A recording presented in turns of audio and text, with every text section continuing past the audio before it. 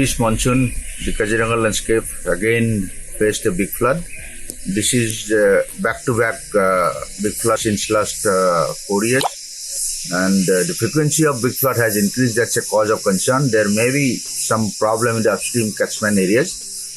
We have rescued about 57 numbers of 57 numbers of animals in this flood, out of which we could release 37 numbers of animals. CWRC is a facility to handle such crises.